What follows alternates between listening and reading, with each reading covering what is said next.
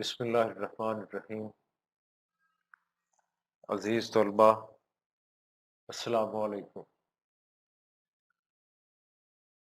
آج ہمارا عنوان ہے خلاصہ، سبق اکبری کی حماقتیں کا خلاصہ۔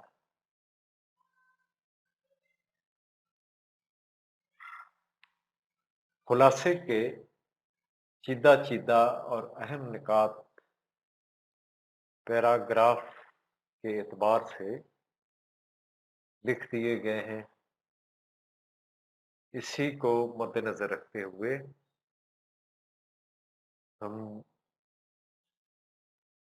زیر نظر سبق کا خلاصہ یہ لکھیں گے۔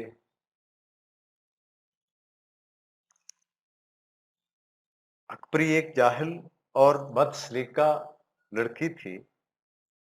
ساس سسر سے لڑ جھگڑ کر شوہر کے ساتھ الگ گھر میں رہنے لگی۔ انہی دنوں شہر میں ایک دھوکہ باز عورت کی آمد کا شور مچا ہوا تھا۔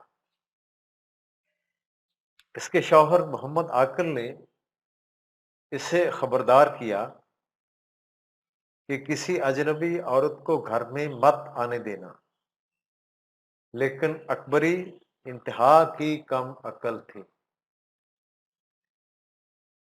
ایک دن وہی مکار عورت حجن کے روپ میں ان کی گلی میں مختلف تبرکات لوگوں کو دکھانے لگی۔ مزاج دار نے زلفن کے ذریعے حجن کو اپنے گھر بلایا اور اس کی خوب آؤ بھگت کی، اور تبرکات میں سے دو چیزیں سرما اور ناد علی اکبری نے پسند کی۔ حجن باتوں میں بھانپ گئی کہ یہ اس کے فریب میں جلد ہی آ جائے گی، اس لیے اپنا اعتبار بٹھانے کے لیے اسے انگوٹھی مفت دے دی۔ اکبری کے ہاں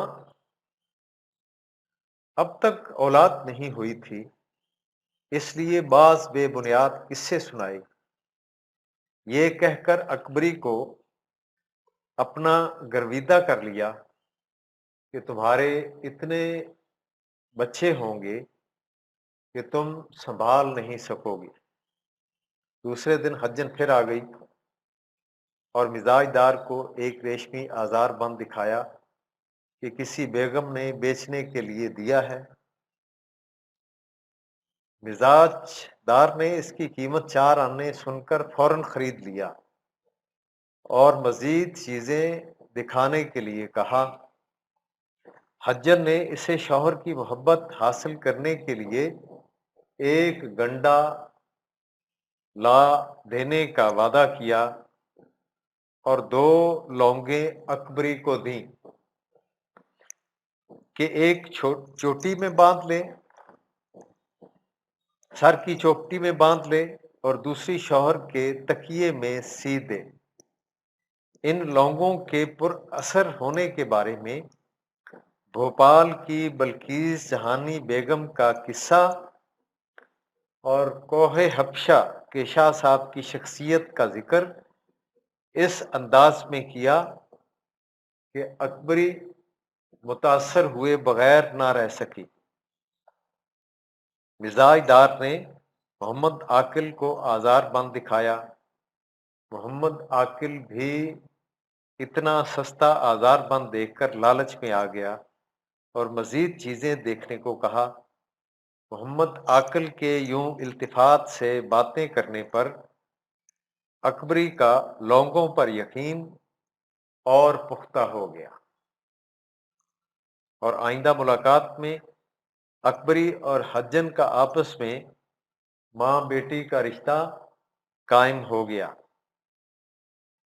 2-4 دن بعد حجن نقلی موتیوں کی ایک جوڑی لائی جس کے 50 روپے دام بتائے۔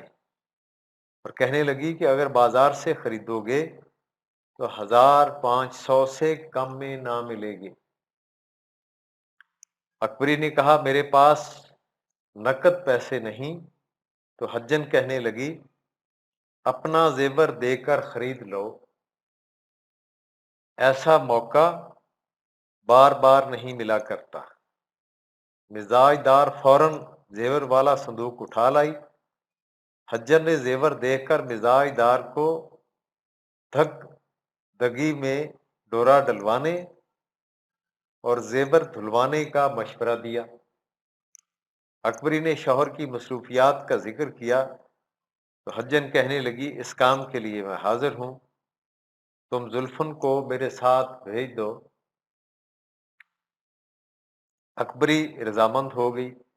راستے میں ناک کی کیل گھر رہ جانے کا بہانہ کر کے حجن نے زلفن کو واپس گھر بھیج دیا اور خود زیور لے کر بھاگ گئی۔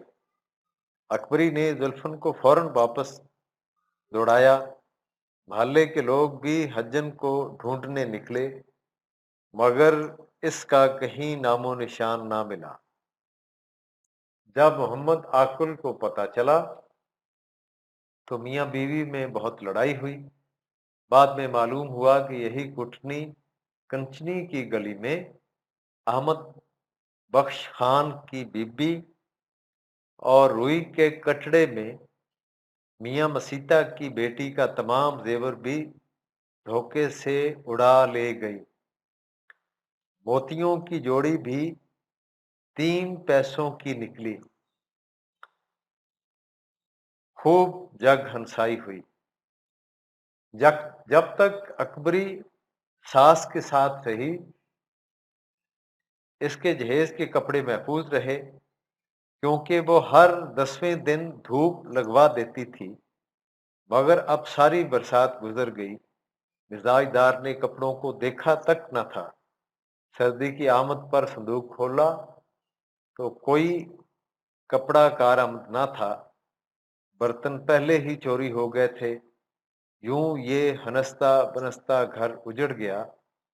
اگر محمد عاقل بھی اکبری کی طرح احمق اور نادان ہوتا تو شاید ان میں علیحدگی ہو جاتی، لیکن اس نے عقل کا دامن ہاتھ سے نہ چھوڑا۔